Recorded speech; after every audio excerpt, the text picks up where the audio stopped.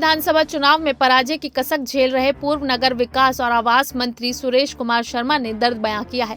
उन्होंने कहा कि भीतरघात के कारण उनकी हार हुई। बीजेपी में कांग्रेस कल्चर हावी हो रहा है। जरूरी है इन भीतरघातों की पहचान कर उन्हें बाहर का रास्ता दिखाया जाए। बता दें कि बिहार विधानसभा चुनाव में जीत और हार की समीक्षा पार्टी स्तर के 7 उम्मीदवार भी कर रहे हैं। इसी कड़ी में बीजेपी के वरिष्ठ नेता सुरेश शर्मा ने कहा कि विधानसभा चुनाव के बाद बीजेपी में संगठन स्तर पर बड़ी समीक्षा की जरूरत है। समस्तीपुर, वैशाली, मुजफ्फरपुर समेत उत्तर बिहार के जिलों के संगठनों की पड़ताल हो। ये पता चले कि शक्ति केंद्र प्रभारी और जिला संगठन के बीच कहां पर कौन बाधक बना, जिस कारण परिणाम 100% नहीं मिला। उन्होंने कहा कि लग रहा है कि संगठन पर कांग्रेस कल्चर हावी हो रहा है। इस कल्चर का मतलब जिला स्तर पर संगठन चलाने वाले नेताओं को चुनाव में प्रदेश और राष्ट्रीय स्तर के 7 प्रत्याशियों ने भी सहयोग किया। सहयोग लेकर घर से बूथ तक नहीं जाना ही कांग्रेस कल्चर है।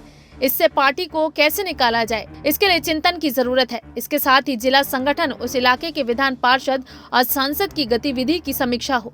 जो कार्यकर्ता अपनी जवाबदेही के प्रति गंभीर नहीं दिखा हो, उसको बाहर का रास्ता दिखाया जाए। इस तरह की समीक्षा केवल एक जिले की बात नहीं है, पूरे बिहार स्तर पर समीक्षा होनी चाहिए।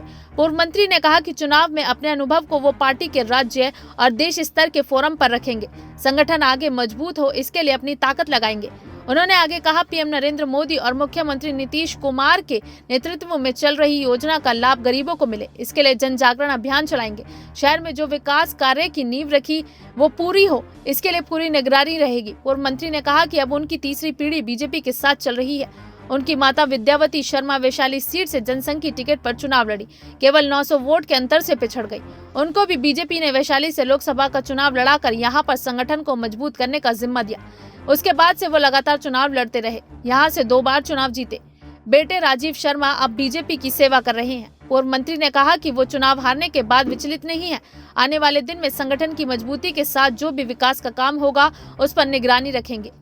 पूर्व नगर विकास और आवास मंत्री ने कहा कि महागठबंधन के नेता नहीं चाहते कि बिहार में विकास हो, इसके लिए वो जनता को गुमराह करने का काम करते हैं। पिछले दिनों विधानसभा में जिस तरह से नेता प्रतिपक्ष ने हंगामा खड़ा किया, इससे सदन की मर्यादा को ठेस पहुंची।